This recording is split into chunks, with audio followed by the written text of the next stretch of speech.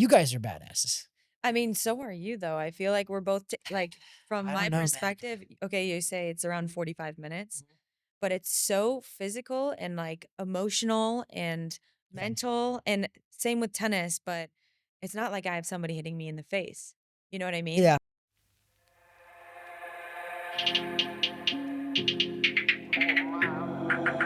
Who am I? I'm the greatest. Who am I? I'm getting paid. Who am I? I'm so flagrant. Who am I? How's it going, guys? I'm Travis with Weighing In with Travis Hartman. I'm joined today with Caroline Dolehide, fresh off her U.S. Open, playing at the U.S. Open, but you've played many times at the U.S. Open. Mm. This wasn't nothing new. How was your U.S. Open this year? Well, thank you for having me on. I've been waiting like so long to be on. But US Open is always a great time. You always know kind of what to expect, especially after the first few years of, dipping your toes in and seeing how the tournament puts on the matches at night, during the day. It's like there's a concert, there's this, there's that. So there's a lot going on. Yeah. So it's always a great time. I always love playing US Open. It's a privilege to play at that level and at this stage. Yeah. So your wife knows, Yeah. Irina. Yeah. And yeah, it was not the results that I wanted this year. Obviously, I lost both of my first rounds. So In singles and doubles. yeah, and in singles and doubles, and at a tournament that means so much to me as an American. So definitely not how I wanted it to go. But there were some things in my singles match and in my doubles that I've taken, especially into practice this last week, that hopefully I can put together in my next swing, which is China coming up. So, funny story, the first ever live tennis match that I went to was the US Open. I Really? got introduced, like, at the top. Yeah. When I I showed mean, up there, I was just like, yeah, doesn't get much better than that. "Oh my gosh." I Yeah. couldn't believe I said it to this year as well. I went, to see Irina because Irina was commentating, and I went this year, I was just like, "I don't think people realize how big tennis is." Yeah. Go to the US Open and see how many people are just crammed. Mhm. Like, it's Mhm. insane for day matches and the night Yeah. matches. We were leaving the day matches, and people were coming in the night matches. They had the gate, like, sealed off, and I got video of it. Mhm.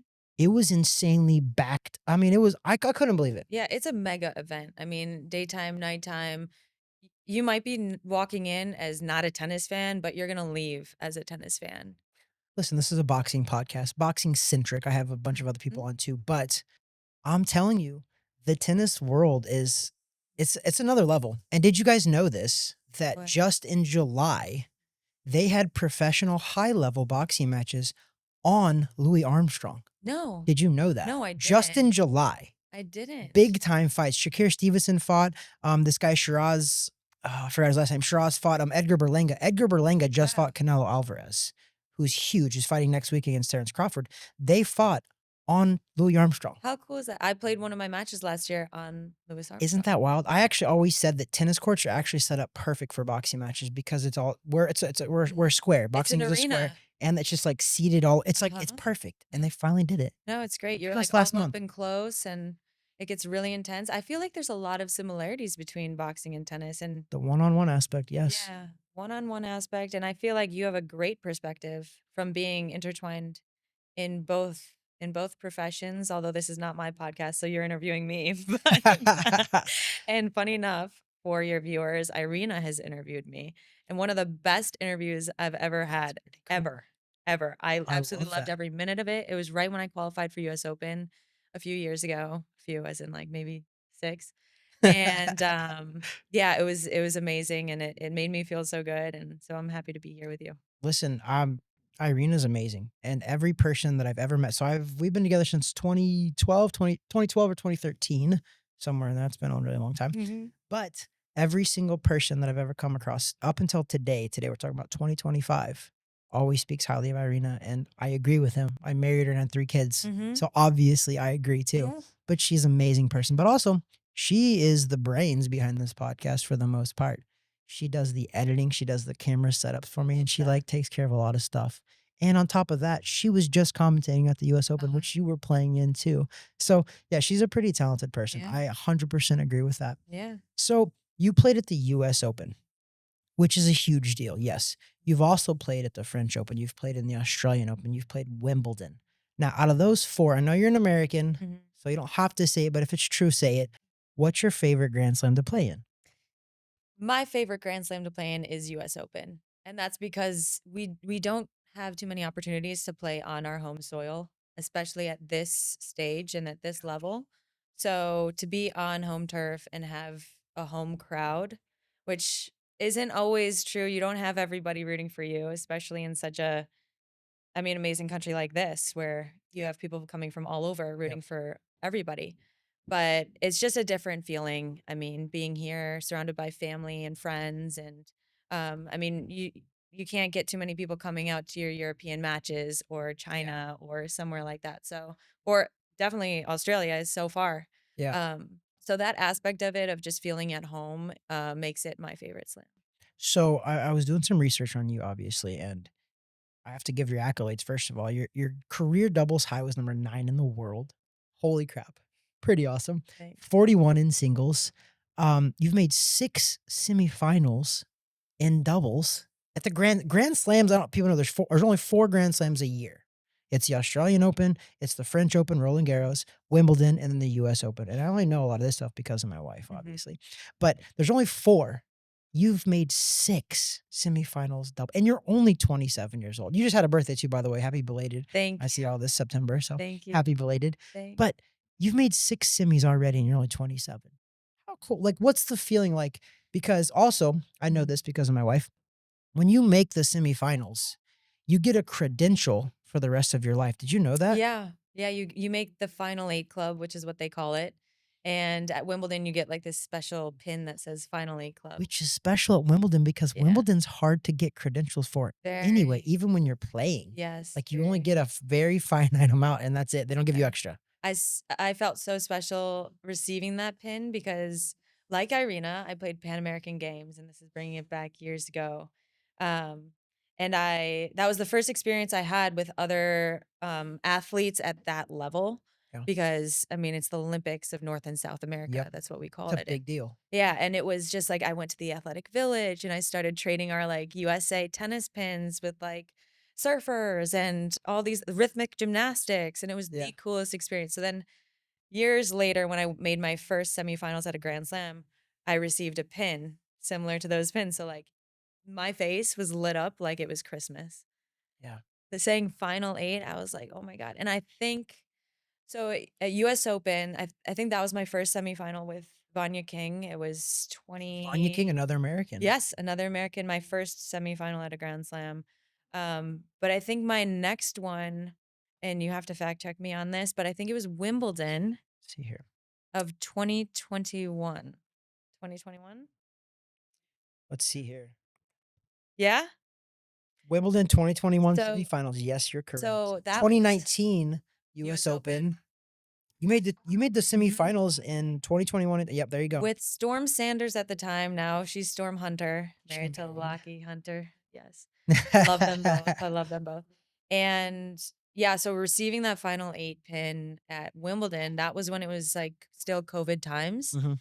So Oh, that's we right. were secluded in this one hotel in Oh my London. gosh. So, but they put us up in Nice. such nice accommodation. It was so nice. And then I got like a knock on the door, and then the person leaves or whatever, and I just see this little box there, and I opened it up and it said finally, and I was like, this is cool. I made it. I mean, that's like you're forever. Literally, that's a forever Yeah. credential, right? Me and a +1, Yeah. I think. Yeah. Yeah. I mean, I don't know. This is, I don't know. Mhm. This is pretty awesome. Yeah. And you have this forever, Caroline. Forever. So Yeah. let's back all the way up then. So you were playing tennis. You started playing tennis, and you're from the Midwest, which Mhm. rock on. I'm from Let's go. Midwest. I love Missouri. Midwest. You're Chicago, Illinois, right? Or Illinois area. Yeah. But the Midwest rocks. So I Mhm. love seeing a Midwesterner do awesome. But so you started tennis. Instead of you, I read that you committed originally to UCLA. Yep. What was that decision like, foregoing college and then going straight to the pros? Because I know that Yeah. Irina went through the same thing. She actually ended up going 2 years of college, and then she left, went to the pros. Yeah. It's a tough decision. For sure. It wasn't easy, especially coming from that Midwestern background, It's and like college and then yeah, everything and else. then Yeah. everything else, there's steps to follow. And, I wasn't surrounded by professional athletics growing up. My parents weren't in that world. They come from the business aspect of it. My mom's in technology sales, my dad's in real estate. So it was Your very mom is much here like that. live. Appreciate her Yes, my coming. mom is here live, and I'm so happy to have her here.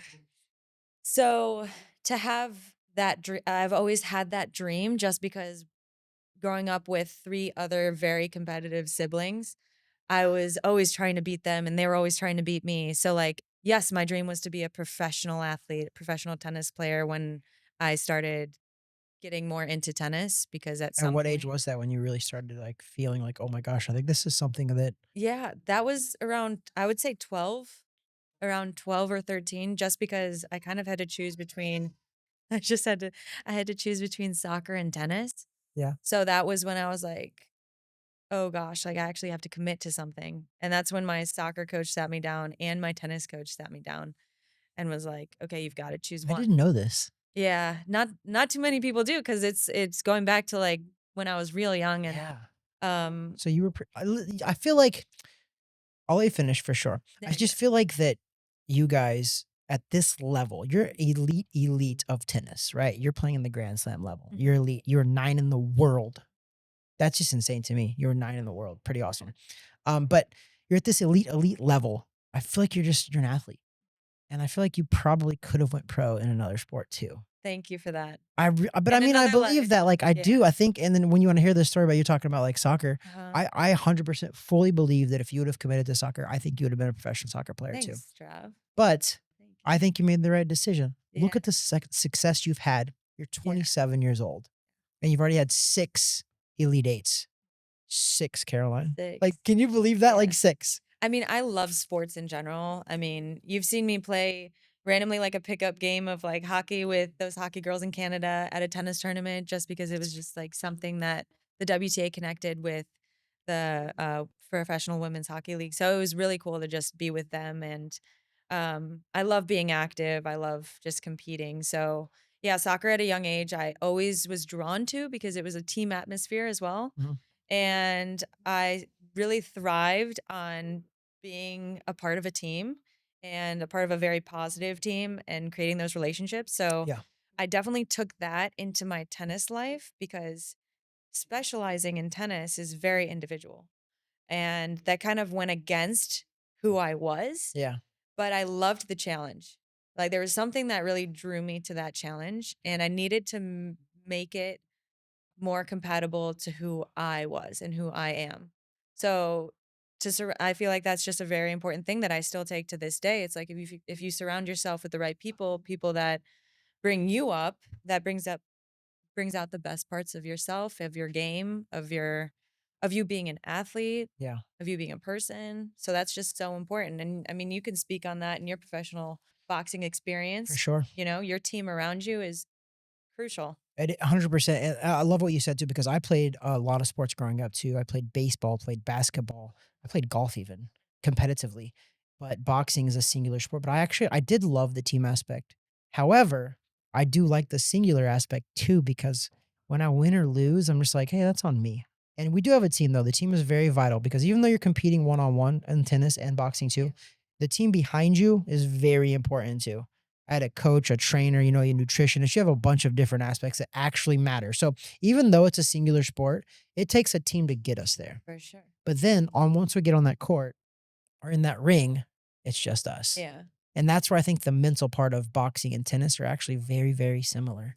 When I first met Irina, she was writing a book and she compared tennis to boxing Yeah. before we'd even ever met. So cool. She's like, you're gonna think I'm crazy, Travis, but I look at this book that I've been writing, and I compared it because of the mental aspect of the one-on-one. Yeah.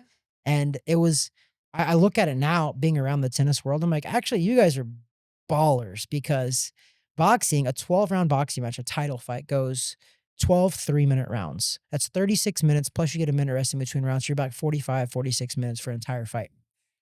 You guys are going over an hour and a half, sometimes 2 hours. Played a 2 hour and like 30-minute match before. So I'm just like, you guys are badasses. I mean, so are you though. I feel like we're both like from I my don't know, man. perspective. Okay, you say it's around 45 minutes, Mhm. but it's so physical and like emotional and Yeah. mental, and same with tennis. But it's not like I have somebody hitting me in the face. You know what I mean? Yeah, That is like the aspect that I'm like, whoa. Like for me, it's that's the like, difference for sure. okay, that's the I think the biggest difference. But on that mental and physical level, it's like I've tried boxing before, less than a handful of times, and I need your help at some point. Yeah. But it's very physical. It's a different Yeah, kind of obviously. Yeah. fitness. It's a different kind of mindset. I mean, I think that's incredible as well. But yeah, I mean, being out on the tennis court, running side to side, I mean, at least you're out there for 45 minutes. At At the bare most. minimum, Yeah, the yeah. bare minimum. I mean, I've had matches like a month or a month and a half ago. One of my matches was 3.5 hours in DC. I ended up losing to Clara Towson. Wasn't the That DC's a was three summer and a one half. too? Yeah. Oh my Yeah, that was goodness. 3.5 hours, and that was after like 4 or 5 singles matches. And then and then that one. And then it was like, obviously not on the same day. Dude, Tennis, that's some how it works. perseverance, man. I know this is a boxing podcast, but you play every single day. Yeah. Unless you're in a grand slam, you play every other day.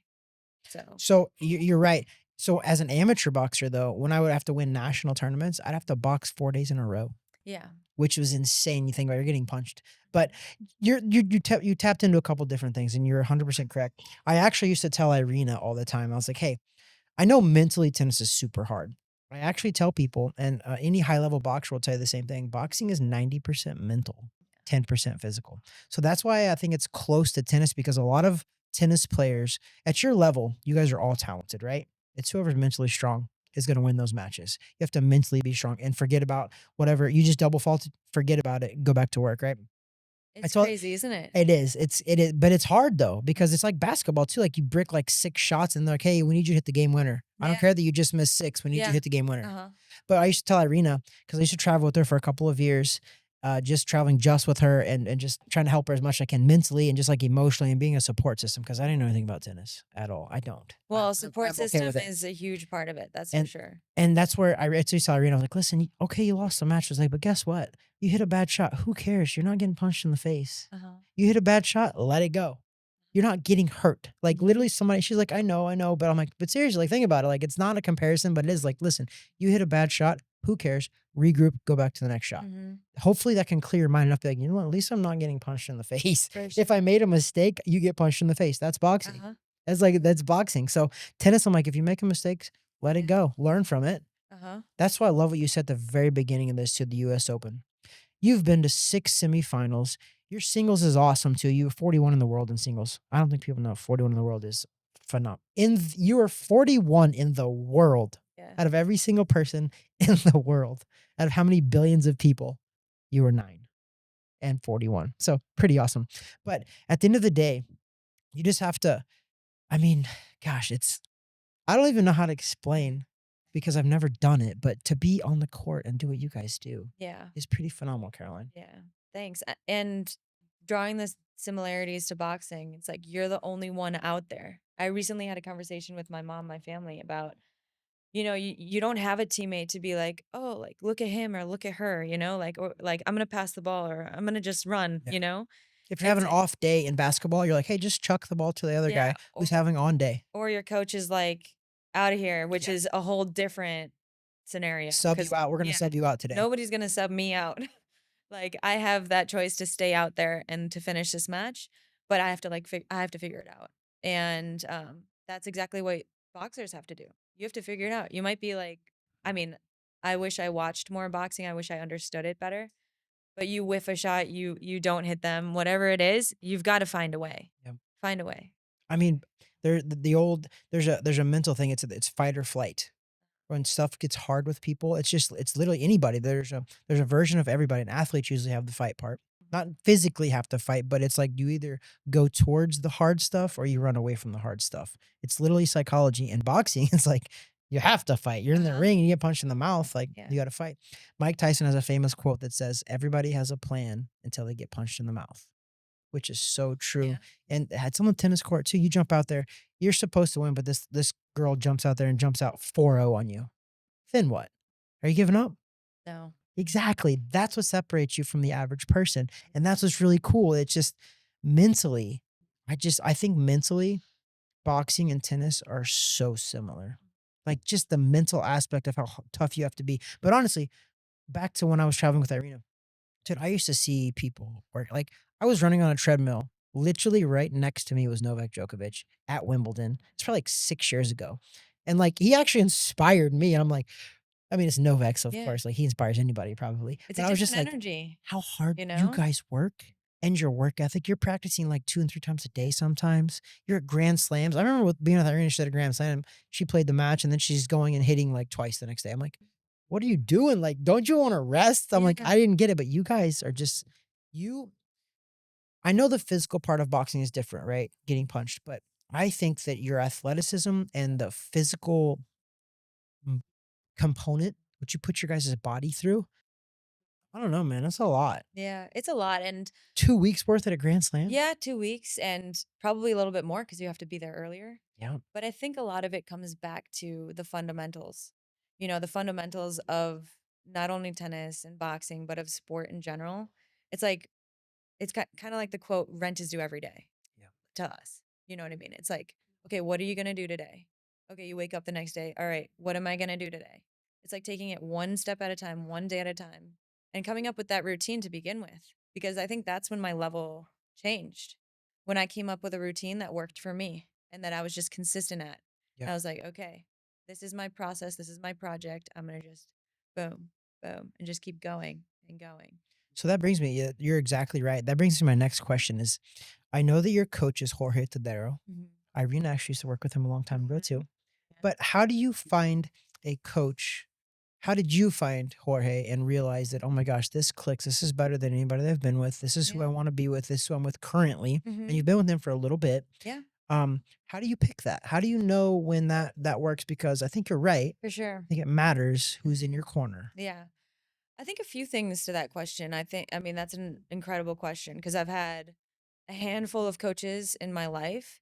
And I think that a little bit has to do with luck for sure. Um, I mean, my first coach ever was when I was 5, and he'd been with me until I was 16. And I grew up 2 blocks away from him. Oh, You know that's what I pretty mean? So convenient. that's Yeah. definitely a little bit of luck. Yeah. I Um, believe in it being blessed, but go ahead. yeah, blessed is, yes, exactly. I So think it was blessed foreseen for sure. for sure. And then, I mean, my opportunity to come to the USDA and do a few training weeks there. And then I got paired with another coach that improved my game a lot, transitioned me from juniors to pro. And then I had Because of the Jorge. juniors, by the way, you made finals Yeah. of a bunch of Yeah. junior grand slams. Yeah. I was top 16 in the world at a time.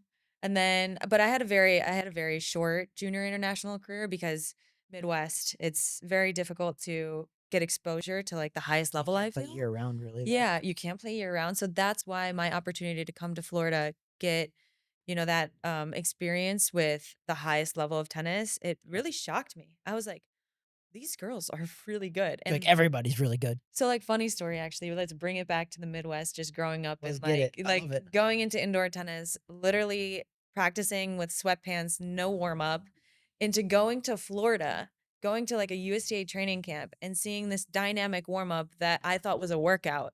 Do you know what I mean? And Yeah. this is at like 12, 13 when I'm seeing this at a very high level. And I'm like, okay, something has to change here. So I kind of like started to level up then. And I was like, okay, How old were if you?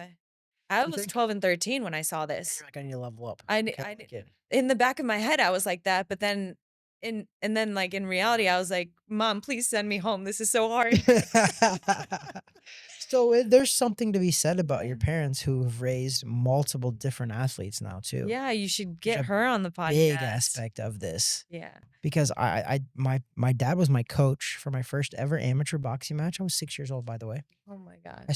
You couldn't box competitively until you were 8, but I started when I was 6. My dad was in my corner for my first ever amateur fight. I had 170 amateur fights, 46 pro fights. My dad was in my corner in my last pro fight that I had. That's amazing.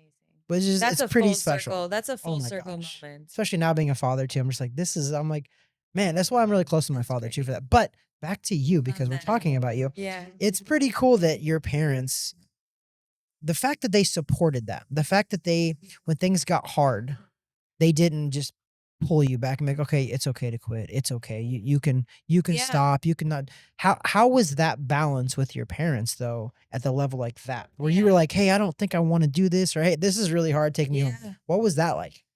That transition. I think it's because I never said that out loud. I never said like, "Mom, like, please, like, just take me home." It was more like from the begin like, those were my thoughts of, "God, this is tough," but it was even before that when my parents instilled in me the work hard, play hard mentality of, "Okay, I'm gonna do my school." I traveled to Florida on these little trips, on these 2-week trips with, like, my homework in my hand, I wasn't How did you get those opportunities to do those trips? they saw me, like, at some Midwestern camps, and then they, like, send out the invite or, like, high performance programs, and then they just sent me out, and then I just did I had that experience. But, like, I had my homework, like, in my hands, for that week or Yeah. 2, getting the homework Yep. beforehand. So my mom and dad, they were both, go to school, work hard, and then also let's like play. Like we were at the park from 7 Have a.m. fun. to 4 p.m. You know what I mean? Yeah. So like that was like how we grew up. And there was no pressure on performance, I would say. I think it was the biggest thing that my parents told me was to try my best. And as simple as it seems, that's kind of what made us even try harder, Yeah.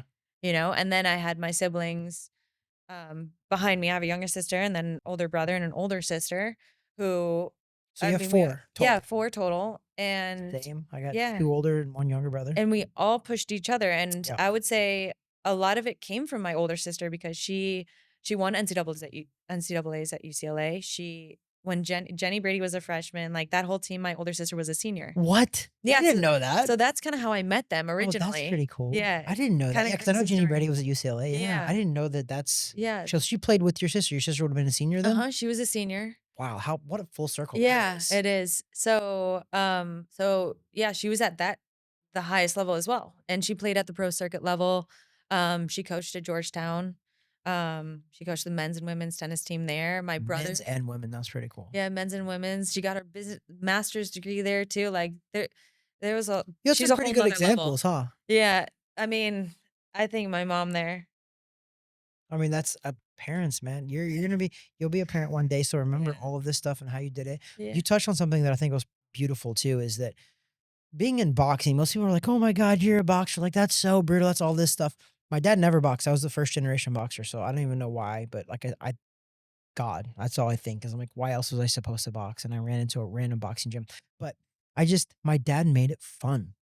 If you can make boxing fun, I think you can make anything fun. For sure. But I was 6, and I was just like, I never once and this is how crazy I know it sounds crazy to say out loud, but I was like, I never once felt pressured. Mhm. My dad was consistent. I He feel like was that's like, the "We're gonna be consistent. You wanna do this?" He's like, "We're Mhm. gonna do it. You don't get to skip practice. You don't get to skip all Mhm. this stuff, but we're gonna be consistent with it. Mhm. Now, if you ever don't wanna do it, then we won't do it."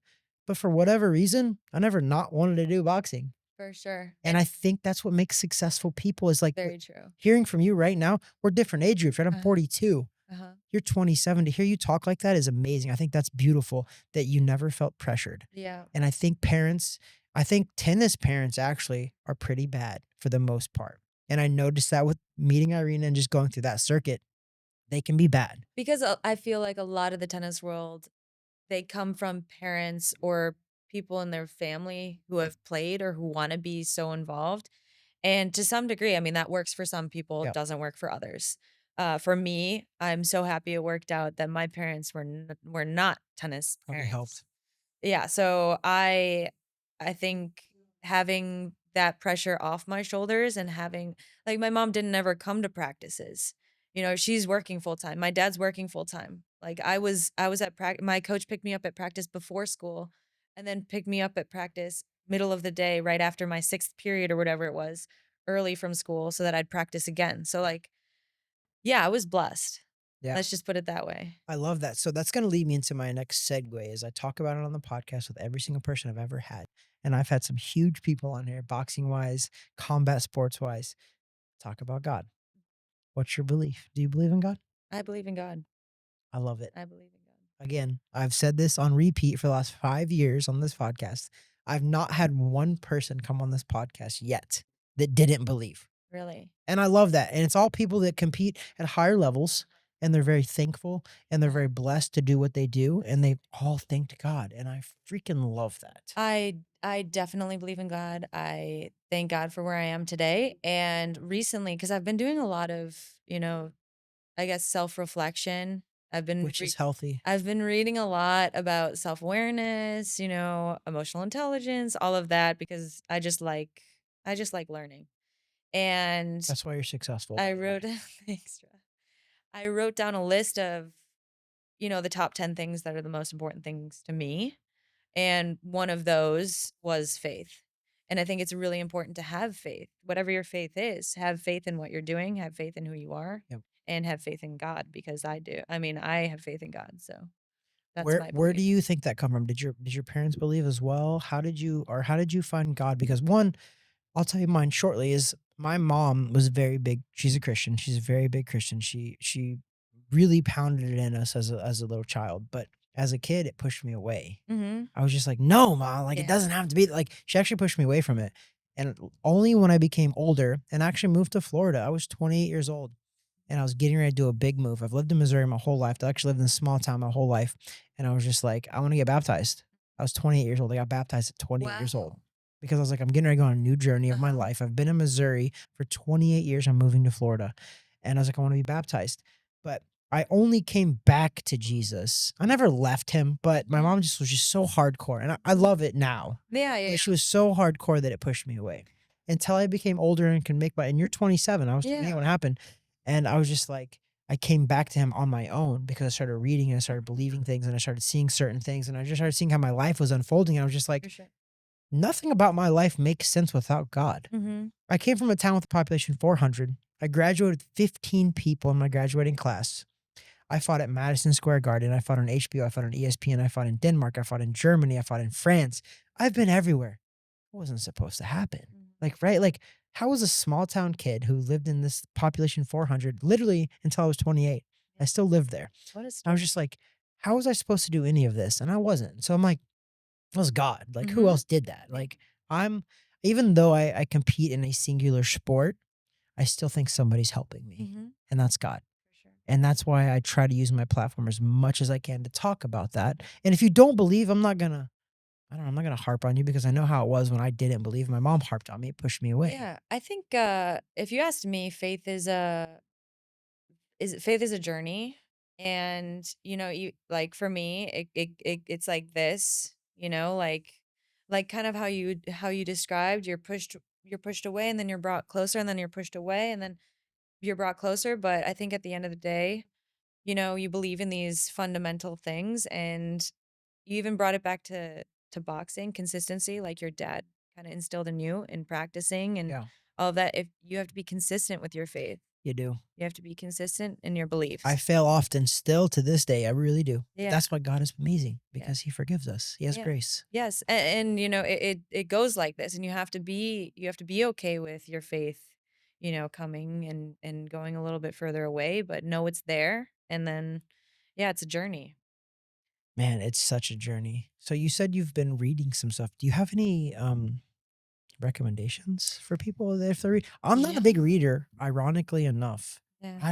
I'm not a huge read. I do like to learn a lot, but I don't feel like I learn from reading books. I think I have ADD or something like that. But I think most successful people do. I think you do have to have a smaller controllable version of ADD because you're obsessed. You have to be a little bit obsessed, right? You definitely have to be obsessed with, I definitely believe this. You have to be obsessed to take it to a whole nother level.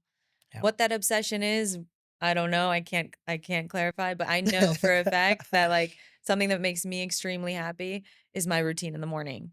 I wake up like and I just do my thing. I go to the gym and then I feel super good with whatever I'm doing. Yeah. It just makes me feel good. It gives Yeah. me energy. What I'm reading right now is Self-Awareness, like I said, by Harvard Business Review, and they've written so many great books because they condense articles from Harvard Business School and Yeah. different physicians, psychologists, all of that. And I'm really loving that book, Self-Awareness. And my first one that I ever read was Emotional Intelligence because I saw it in the airport, and that was 7 or 8 years ago when I was just beginning to be no, I guess 8 or 9 years ago because I was just starting, like, really, like, You're in your teens professional. still. You're Yeah, 19, I was 20, yeah. 19, yeah. I was just starting to create a team around me, Yeah. and my mom is my prime example, and I'm not just saying that because you're here. I grew up listening in on a few of her, like, business calls and stuff like that, and I always looked up to the way that she handled business, and I was like, "Wow," like, she creates an amazing team around her, and, like, the team that she's working with is so transparent and gets stuff done, like, Yeah. and I was like, "How can I be more like that? How can I be assertive, professional, to get the best out of myself and the best out of the people around me?" Mhm. Because I need to create a team as well because you're your own CEO Yeah, as a you professional are. tennis player. So you have to find your coach, you have to find your fitness trainer, you have to find your nutritionist, you have to get doctors, you have to go through all this. So, yeah, I just started picking that up and reading that, and yeah, ever since then, it just kinda So started what you're aligning. saying is to be a successful person in life, you need a badass mom. So if you Yeah, you can need great examples. if you can go pick your mother, guys, Yes. pick a badass mom. Yeah. That's a joke, obviously, you can't pick your mom, but that's it's I think that you're right. Yeah, I think that the parental your foundation, it does come from your parents, right? Your for mom and your sure. dad and your siblings, though. I think so I have 2 older brothers, a younger brother, and I'm, like, kind of in the middle, like, there's not a middle one there, 2 of us are kind of the middle ones, but I think there are who kind of you get your examples from, Definitely. whether it's not to do something or to do something. Uh-huh. Because the one my brother had above me, I was like, I don't wanna do that. Don't be bad." And then my one, that is above him, I'm like, "Yeah, you set up a really good example. I wanna that's what I wanna do as well." You have cousins, you have everybody that does things that you pick up certain things from all of those. For sure. Yeah. Right? And you said something earlier too about the US Open. You this year, 2025, you lost in the first round in singles and doubles, Mhm. but I think you said something so brilliant that's correct. And I always tell people boxers too, because I train boxers now too as well. And I'm just like, listen, you never lose if you learn. Mhm. If you lost and you didn't learn anything, that was a loss Mhm. because you took nothing from that. For sure. And you already are back in training. You're already like, you know what? I took some stuff from my singles match that I was like, you know what? I can work on. I can get better from some positive that you can build off of. I think that's brilliant. Yeah, I think most people don't realize that you can lose sometimes definitely. and it's okay. Yeah. It's going to spawn you to be better because I'm looking your stats up. You've been to the second round of every single one of the Grand Slams. Mhm. And I don't think people know how amazing that is too, because I think it's like what 108 or so make a Grand Slam. So to make the second round, you're in the 50s, 60s of people in the world at your Yeah. level. Yeah. Even to be that level is pretty awesome. Thanks. Like, Specifically to this US Open, I played a girl, and you're talking about learning. I played a girl at the end of last year who I lost to pretty handily in China. That's the girl I lost to first round of US Open this last year, but in 3 sets in a closer match. So there were a okay, few things that I changed from last year, yeah, bringing it into this year when I played her. So just knowing that post match that I tried a few things that did work, and then I just saw, like, the few minutes that went not my way, that I messed up a little bit, like, yeah, those specific mistakes that I made, then the next time, I'm looking forward to playing her again. You know, it's like, yeah. I'm looking forward to that next chance to play I her. like that's a competitor. So as you're saying that, the US Open finals right now, Sabalenka and Amanda. Amanda Amanda Nisimova. Anisimova. Yeah, Yeah. American. They're playing right now. But I think it's I think it's definitely crucial and people better watch out because the fact all of this that you're saying is like you're wise beyond your years right now, which is separates you from a normal class of I person, think is it's it? being here with you. I appreciate that. Weighing in with Travis Harmon. Let's go. But I think that people are sometimes people, and this is what I think this what holds people back in general, is they're afraid to fail. If you want to be successful, you can't be afraid to fail. And you touched on something earlier about with your mom too. So I know a lot so over the years, like I said, I'm 42. I've met a lot of really fantastic people and some bad people too, but some fantastic people. And that's what I want to highlight is that I know this guy, he's in Orlando. They have like the biggest company in Central Florida for like They built highways and stuff like that. The guy started the company, he was like 24 years old. He's a billionaire now. Okay. And some of the key things that I take from these guys, I have lunch with this guy like once a month for the last like 4 years. He's amazing. I pick up I listen to people because something you just said is something he says as well. And something that I believe too, and that I have for a long time. He was like, Trav, listen, here's the deal. Yes, I started the company from the ground up from nothing. He's like, I'm still part of it. Every day he's still a part of it. But he's like, you know what happened? He's like, I surrounded myself with a lot of great people. He goes, I didn't do this on my own. He goes, yes, it's my company. He never farmed out to nobody. He's still the only owner. It's family owned, still him. He still runs the whole thing day to day. He's like 64 now. The guy's phenomenal. But he said something that I was just like, wow, like most people, you would think, you see some people get to that level and they get very egotistical and like, I did all of this, right? This guy's like, no, I didn't. He was like, I hired people smarter than me. For sure. That's what he told me. He's like, Travis, he goes, I hired people smarter than me that could do jobs that I couldn't do. And he was like, and I can admit that. He goes, that's how I do it. Every other business person in life and athletes that I've talked to say the same thing. Most people that are super successful don't take credit for it. That's when you know you're really successful. Those people that are out shouting and screaming how awesome and how big they are and how much money they have, those are the people I'm not listening to.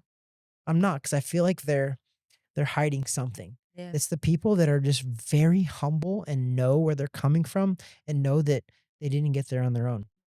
Even though you're in a singular sport, you're like, I have a team around me. For sure. You had your parents with you starting to come up, and you're just like, and God.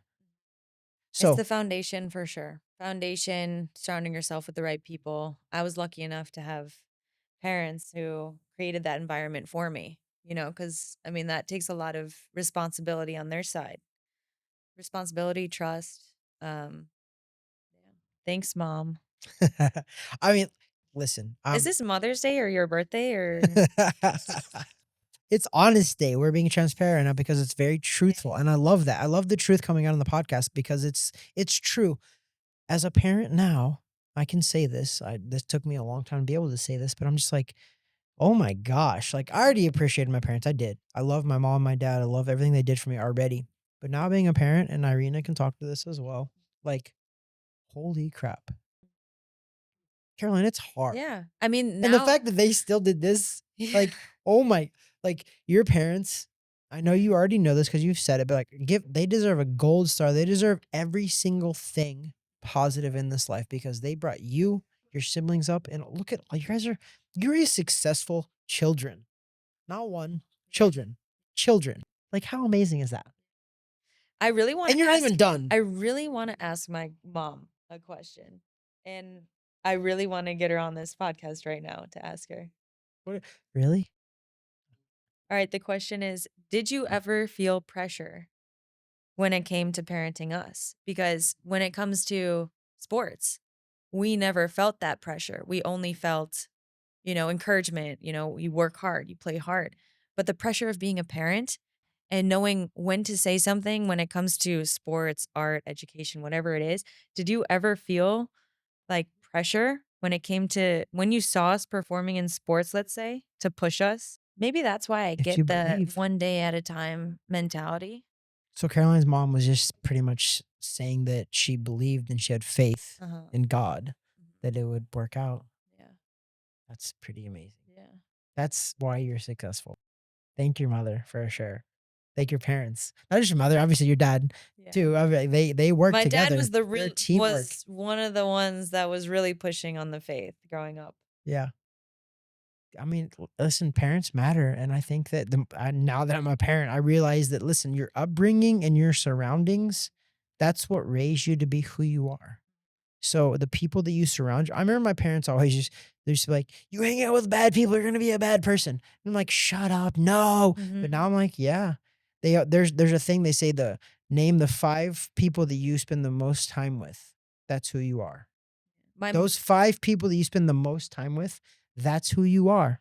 My grandpa, my mom's dad, always said, you hang around lice, you get lousy. You hang around lice, you get lousy. And he was a fruit and vegetable, Mom, you can explain, salesman in Chicago. Like downtown Chicago, like roots. Like this was like hardcore stuff. My mom, youngest of 4 brothers, 4 Oh older my gosh, brothers. God bless you. Yeah, because you have only boys in your family. I do. I always say my mother, she's a saint. I mean, she raised 5 boys, but counting my dad. I was just like, how did my mom do this? All boys. Like, Boys. oh my gosh. I have a brother too. I don't know if I mentioned this. You have a younger brother who he's a 1 year golfer, older. right? Oh, he's Yeah. older. 1 year older. You mention it all the time to me, Yeah. so you To you, yes, you yes, have mentioned yes. it for He's, sure. like my number 1 supporter. He came to Austin this year. He was able Yeah. to come to Austin. He's a golfer Texas. too, right? He's a He golfer. golfs for Florida Atlantic. He went to Florida Atlantic. He golfed for them. He's now a coach, Texas A&M Commerce. But no, he's incredible. He coaches the men's and women's team there. And then I have a younger sister, you're younger, in the military, stationed in Germany. Stephanie. I know that because you Yeah. post about her sometimes too on your Yeah. Instagram. We'll put your Instagram handle on this Yeah. thing too. But like, yes, I love it because you're very family oriented. And I think that I love family. That's the Midwestern in you, I think. Yeah, no, for sure. I think like I'm not saying it from anywhere else that you're bad, but I'm just saying that every top level Midwesterner that I've met, they're just good people. Yeah. It's like that homey feeling Yes. that I feel with Midwesterners. I don't You know. have a community, you have a family. Like most Midwesterners have big families too. Like I'm from the Midwest. I got four siblings essentially. My dad's from Texas. My mom's from Missouri, and they met, and we grew up in Missouri. But I love the Midwest. I love the family orientation. I love God. I love faith. I love how all of that works. Yeah. So if you could give a kid coming up now, let's say he's 10 years old, their parents and this kid, Mm-hmm. what kind of advice do you give them for tennis? For tennis To specifically. approach tennis specifically, no other sport, tennis specifically, what kind of advice would you, I guess you could pass on to them that you wish you knew at 10, that now you could kind of look back and be like, you know what, I think this is the right move. This is how you approach things. This is how you approach the training, the coaching, all of that. Yeah. If they were a young kid, let's say 9, 10, 11, I would honestly say play tennis with your friends, like find friends at tennis, because that's something that drew me to keep coming back to tennis. You have some friends that played it. Yeah, I had the same friend when I was 4. I had this friend, Mikey, and we grew up playing tennis together almost every single day for the next 10 years of our life. So like that's kind of what like kept me coming back, finding friends, Mikey, all the other kids that were there, like kids that I had connections with, and it was Yeah. fun. It was like camp every day for me because like I loved this sport, but like did I really love the sport, or did I love the fact that everybody around me too just enjoyed being there? So I also thank my coach at the time for creating that atmosphere. Yeah. So, and also blessed, lucky, all of that combination of creating a safe space and place to be at Yeah. when, my parents were working and everybody was doing their thing. I was able to have a place to go to play a sport that I loved with people that I really enjoyed spending time with. I mean, I think you're right. I think that's a blessing that where you have to have, and I know the word safe space has kind of got a negative connotation, but it's true though. You have a safe, comfortable space to be yourself and to have some fun, but at the same time, you're doing something that's going to affect the rest of your life too, Yeah. which is kind of cool. No, for sure. You were having fun while perfecting, Mhm. and you didn't even realize it probably. You're perfecting your craft of tennis, and you're going to go on to play in the Australian Open. You're going to go on to play in Paris, in Wimbledon, and the US Open. Did you ever I mean, you're here now, so it's hard to probably look, but did you ever think when you were like 10, 11, 12, 13, 14 years old that you would ever be playing Wimbledon? Well, there actually is a home video of me at school. Yeah. And I look back at this and I'm like, wow, Caroline, you had some courage for saying that. Can we get that video possibly? I mean, you're I gonna have would to ask love- my parents. I would love to get it, and we can post it on this. We can put it right above your shoulder as you're talking about it. It is so it's just so funny to look back at it because I walk up in my elementary school on this podium and I say, "Hi, I'm Caroline Dolehide, and I want to be a professional tennis player one day." And then I just walk off. You're like mic drop. And I'm in like elementary school, like in front of my all the grades, like my class, parents, this and that, and And at that time, I remember my thoughts. I'm like, okay, I'm a tennis player. I perform in front of, I don't know, maybe it was 5 people who watch at the park. You know what I mean? And Yeah. I still feel a little bit like uncomfortable, like being in front of people and Yeah. having this stage. Yeah. And now I'm on a stage in front of not 5 people, way more than 5 people, and I don't have those thoughts anymore. I used to have nightmares of myself just bursting out laughing, not in tears, but just laughing in front of everyone. Yeah. You know what I mean? Because like, you're out there by yourself, like, Yeah. where are you turning to? Yeah. And then there's that video that I look back at, and I was like, "Oh my gosh, I must have been maybe 10." What courage to And say that. I say I'm gonna be a professional tennis player, and yeah, it was nice to see because I was like, "God, I didn't know at that age that was one of my dreams." That's pretty cool. And it's just something that just kinda, like, I You remembered. put that out into the universe, and it came back. Yeah. Yeah, Like, it came literally back. comes back. Yeah, definitely came back. That was 17 years ago. There's some psychology behind a lot of that stuff. They say, like, put it out there. Like, if you don't ask for it, then why do you deserve it? Yeah, Right? Like, if you uh-huh. don't want it, why do you deserve it? If you don't put that out there, like, hey, I want to do this, and then put in the proper steps. And I think obviously you're putting in the proper steps. Yeah. It's So that whole manifestation. it's so real. Like, there's something real. And I think you said something earlier about the team that you surround yourself with. I speak about this often about my father. My father was never a professional athlete. He played football. He's from Texas. Football is huge in Texas. He played football, that was it. But I can tell you to this day, he believed in me to such an extent that it was delusional. Mhm. Like, it was insane. Like, I'm like, we live in Osborne, Missouri, pops. Like, what, like, really, like, stop, like, chill For out. sure. Right. And I look back now, I'm like, well, just like chill out. No, I'm not gonna. And like, I I became a 3-time national champion. I was the number one in the United States 3 times when I was 10, 11, 12, 13, 4, like, insane. I got a bronze medal at Junior Olympics at 15 years old, and I'm just like, I didn't know at the time, though, that's the thing. At the time when I'm doing all of this, I'm just, like, having a lot of fun, Uh-huh. and I'm like, "Well, winning is really fun. Yeah. I wanna do this all the time." So I'm trying to win all the I wanna time. ask you a question. Give it to So, me. yeah, okay. So when you win big, like Okay. that bronze medal that you're talking about, Mhm. do you take time and reflect on it or do you just keep moving forward?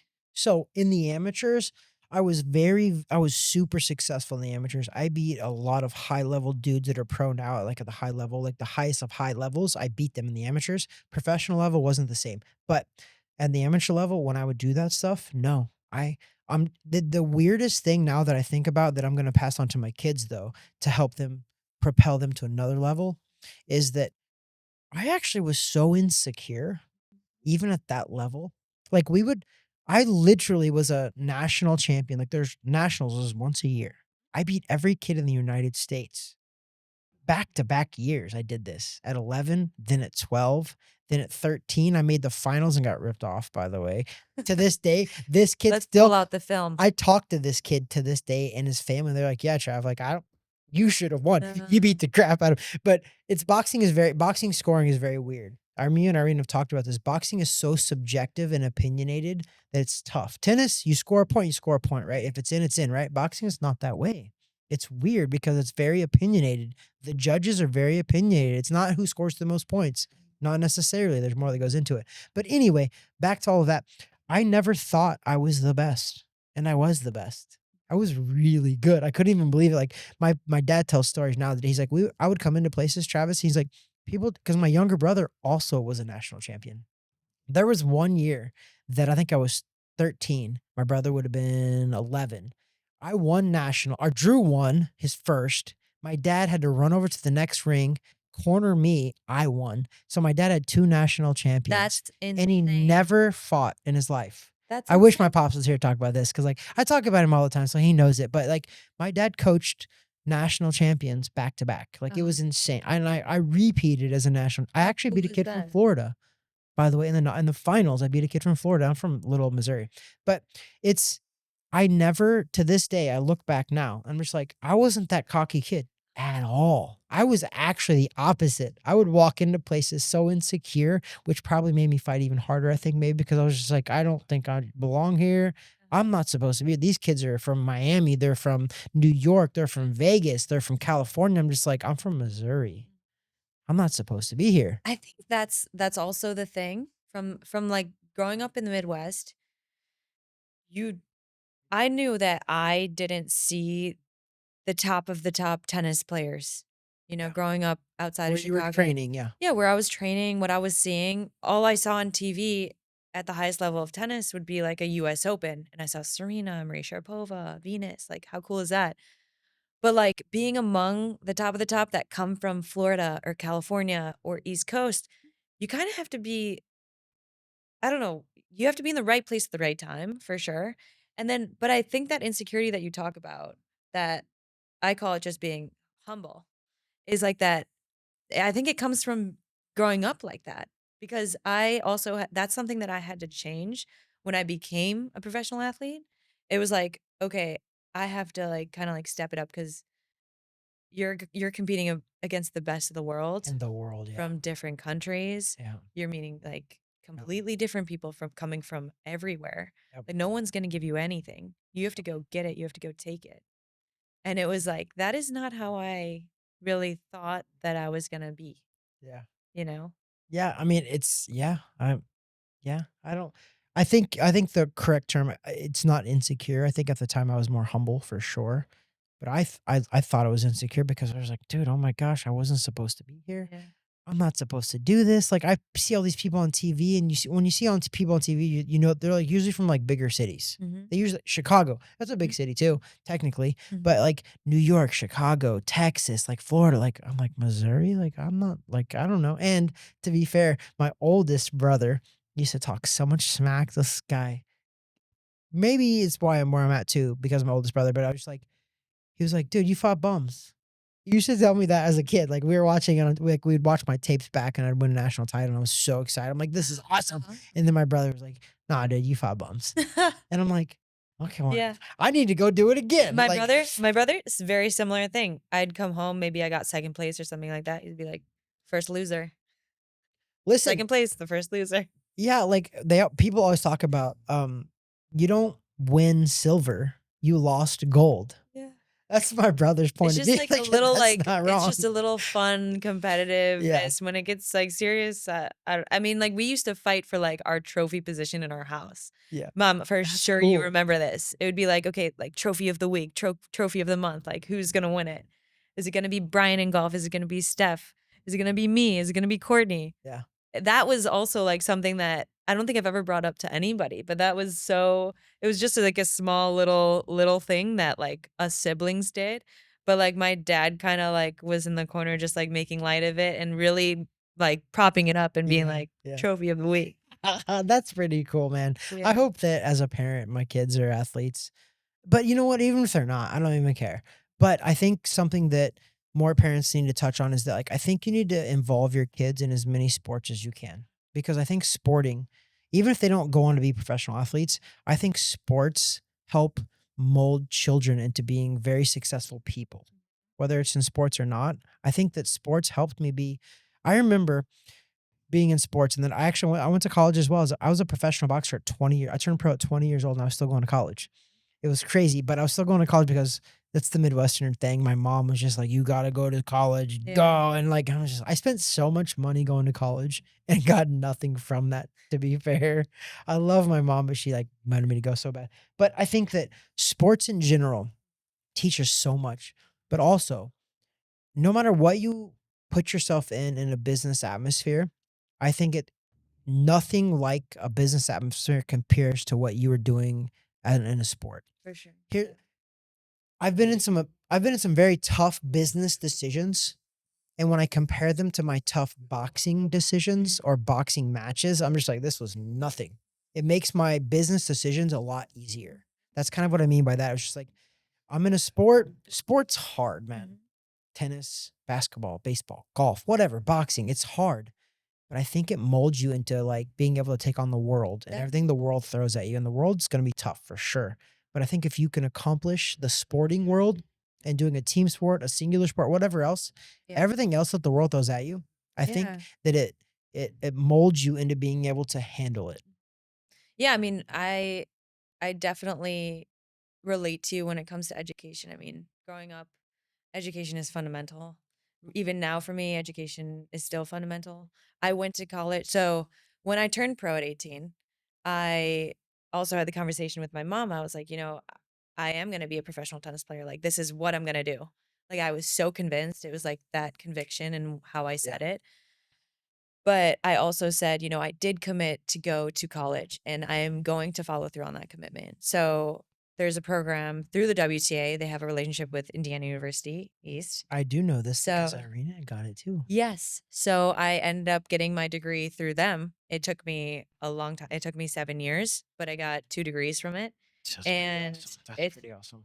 doing that at the same time as my career as a professional tennis player has taught me a lot and has given me a different perspective to approach business deals and like on court situations. And now I loved my experience so much. I'm in my master's program that I literally started a week ago. Jeez. But I just love that aspect of it. So I think that all of our experiences are very relative. It's how much do you get out of this? Do you Yep. really enjoy this? Is this a waste of time? Or is this teaching me something that I need? Yeah. Or I feel like it's more of like an instinctual feeling. And like for me, it was kind of my gut being like, I perform my best. I am at my best when I'm learning more. Yeah. And I'm not going to outstretch myself, but I'm definitely going to continue this rhythm that I have because, it is a rhythm. Oh yeah. That's like it's a So, routine. It's a yeah, it's a rhythm. It's a routine. And routine. it's so you said something. I tell Irina this constantly. I do think that the WTA can always help more, Mhm. but I tell Irina constantly. I was like, you guys don't know how blessed you were to be a part of a company like the WTA. Irina you have healthcare through them. You also have a retirement program through them. If you hit the certain level of WTA events and all that, Irina has retirement through the WTA. I was like, do you know what kind of retirement I have through boxing? Zero. Do you know what kind of healthcare I have through boxing? Zero. Wow. Everything that I make in boxing, I have to invest that. Yeah. I have to make the conscious decision to buy private healthcare. I have to do all this stuff. I was like, you guys are part of a pretty cool company. It Very. is pretty cool, but I don't want to give the WTA can always do more. Meaning, like, I always advocate more for you guys Mhm. because my wife was a player. So, but I think that it's pretty phenomenal what you guys are part of. Irina was even on the WTA board at one time for I think 4 or 6 years. So they do a phenomenal job. They really do. I don't want them to get stagnant. That's why I say that. I don't want them to Yeah. get stagnant, but I think they can always do more for you guys for sure. But you're part of a pretty cool company, Caroline. Yeah, no, definitely. I mean, this is something that it should inspire other little girls playing tennis. I mean, it's something that's just an amazing career, something to strive for if you love the sport and it's something that's calling you. I mean, it's something that called me. So I'm here. You answered the But calling. yeah, I answered the call and it's given me a lot of opportunities. You have to perform at the end of the day, just like any other sport, any other business. Even So jobs, like you have to perform at the end of the day. If yeah, you're in sales, you have to perform. If you don't yeah. perform, you're gone. Yeah, you gotta perform, you gotta keep working because like we talked about earlier, rent is due every single day. Yep. So keep going and Absolutely, dude. keep moving forward. So I'll try to wrap this up. I've kept you on a pretty long time and I appreciate it, by the way. I appreciate your time in general and coming here because this I is love cool. this. You Yeah, this is just so came from the nice. US Open. You're actually live in our neighborhood in Orlando. We've been friends for a while. Yeah. So, but what do you let me so this is the end of the year. The last Grand Slam was US Open for tennis players. But how do you foresee for one, I don't want to overlook it. You have China's a big tour. There's a big tour over in Asia right now. That are not right now, but it's coming up. And um, how do you foresee, or what's a success for you for the end of 2025? Yeah. And then what do you look forward to the most in 2026? Yeah. I can't believe I'm saying 2026, dude. This is insane. It's September. We're almost there. But Yeah. what's your year look like to end? Yeah.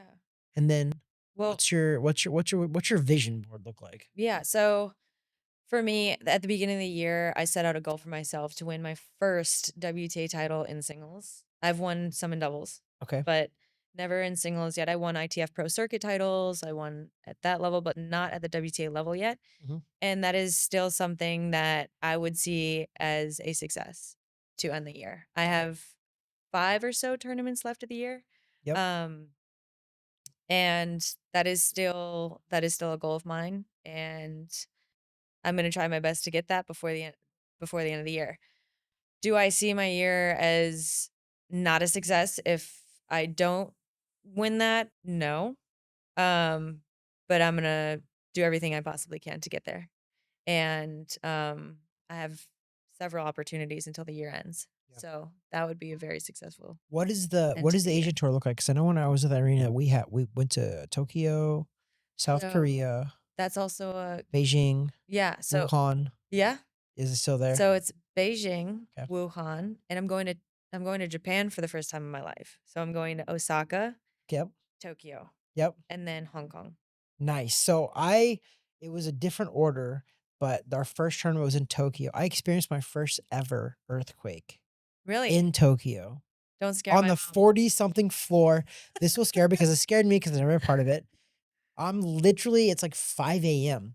and the building, we're on like the 40-something floor. It's huge. And the building is doing this. No. They make them for it. It was a smaller level hurricane, earthquake. It was a small, but the whole entire, I jumped out of bed. The building is visibly, but also I'm in it. It's going like this. Scariest thing I've ever done. I jump on like Twitter. I'm like, what's going on? Yeah, They're like, yeah. oh yeah, low level Low Tokyo level. just got, and I wake up Irina. She's like, shut up, it's fine. I'm like, oh, what? Mhm. This is the building is shaking, and I'm Oh on my like the gosh. 40th floor. Yeah. Insane. And then when being fine, I look outside and everybody's acting normal. I'm like, what the heck? Like we're literally they build them for that. Like there's buildings there that the architecture is able to withstand a low level earthquake. And it was a low level earthquake, but it was like scared me out of my life. And then we were in Seoul, South Korea, where they had the Olympics. Mhm. It was kind of cool. And then we were in Wuhan and Beijing, and then I left and she went to Hong Kong. Okay. But you know It's my so hot, by the way, in these places. yes, it The is. humidity. You know what my most favorite I'm part? already preparing. Do you know what my most favorite part about the Asian swing was? What? Leaving. No. It was. No. I'm sorry. Well, I'm 'cause not a you're there taste for place a like to long say that. time. You're there Yes, for a long they were, time. and I was there for like 3. Irina went longer, but I was Yeah. there for like 3 weeks, and I was just like, I'm cool to go home. I love America. Yeah. I'm a Midwesterner. I'm pro USA, and I didn't get treated bad at all there. People were in Japan. You'll love it. Japan is beautiful. Japan is nice. They're beautiful. Uh-huh.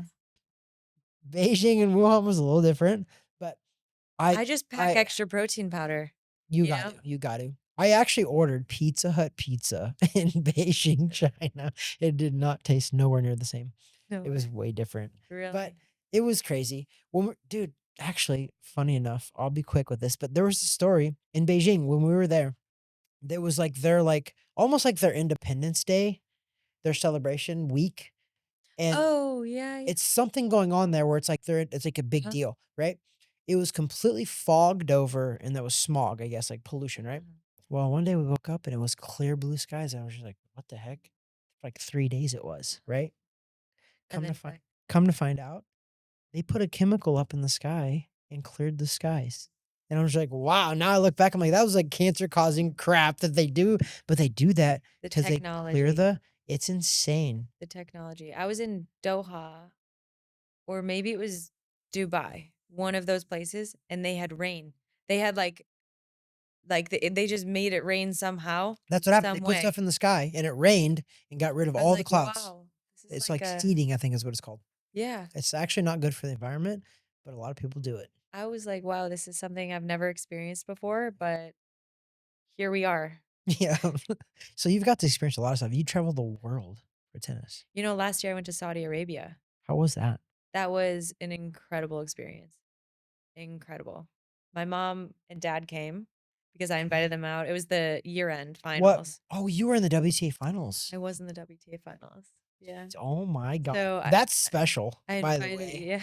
I invited my parents out and yeah, it was I'm so open to cultural experiences, learning Yeah. about different cultures. I soak it all in. And we went to different oases. We went to Diriyah, which is like their original capital. And I got to see a lot and experience So where exactly in Saudi Arabia were they at? Doha? Riyadh, Riyadh.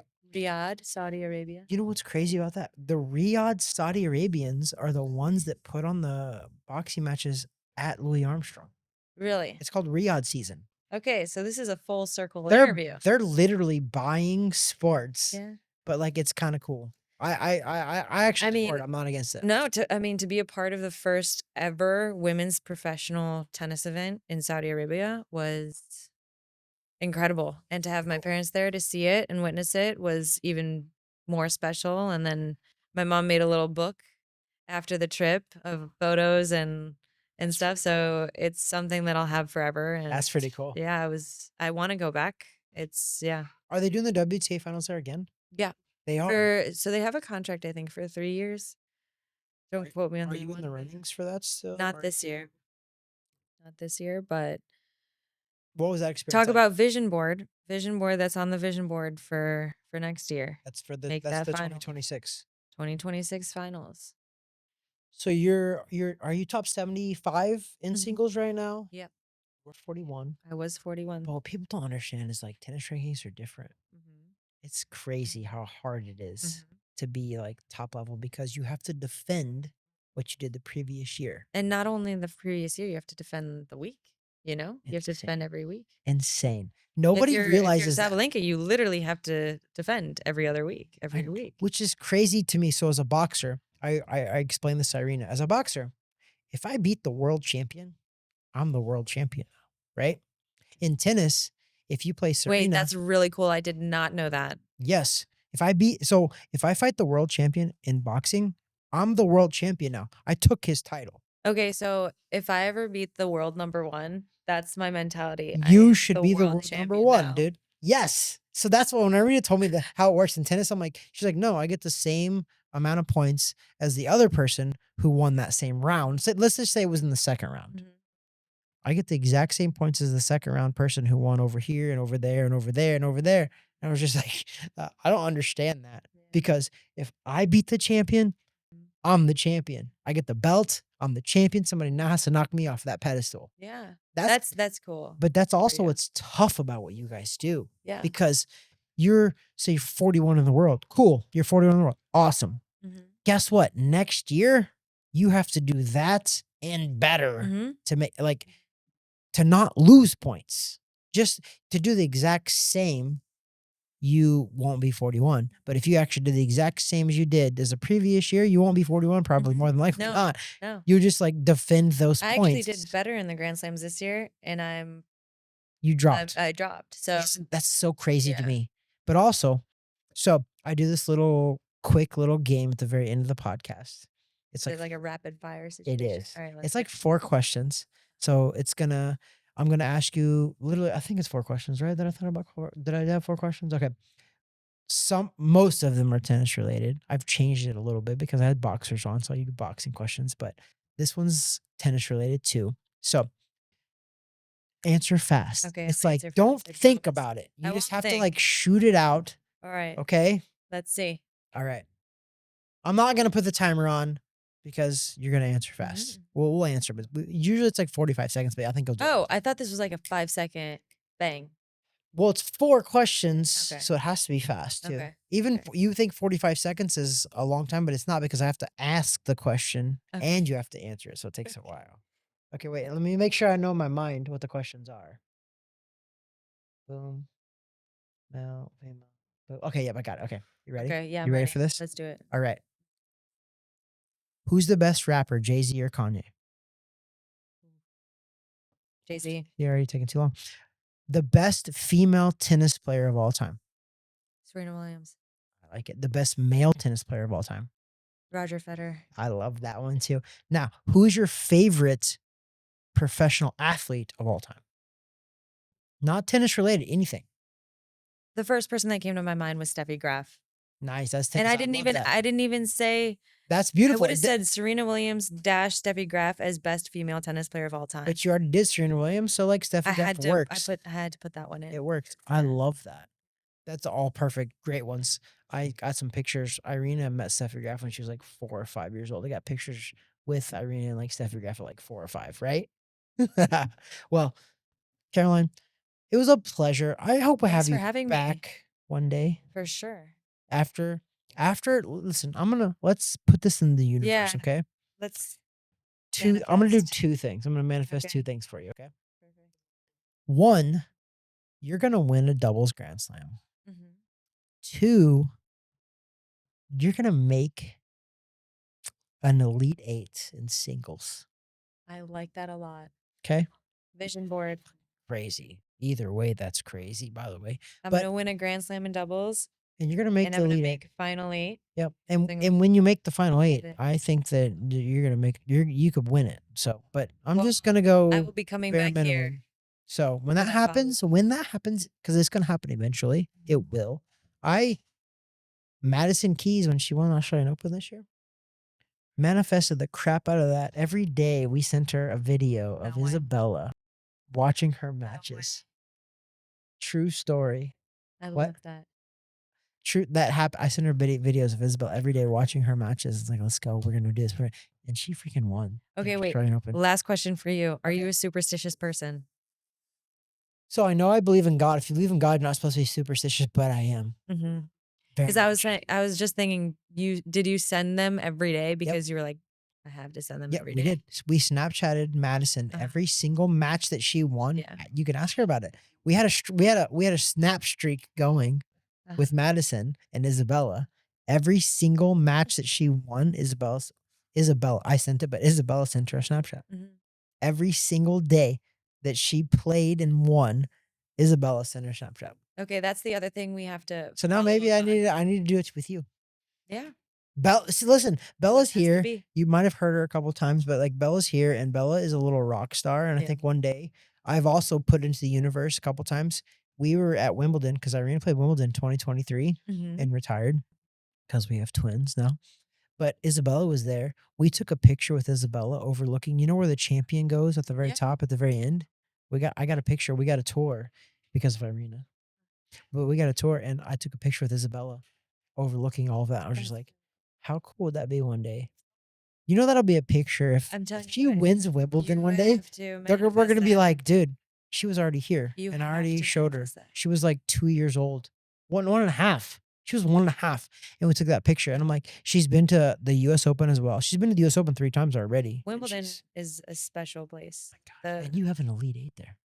One of my favorite memories was I made Elite 8 there with Storm Hunter now. That next year, I ended up playing with a different partner, and I made the semifinals again, losing to Storm Hunter Oh my god! in the semis. No way. But there's a photo of me putting my arm around her on court 1 at Wimbledon, and I'm looking around, and I was like, look at this. Like, look around us. Look where we are. That's special.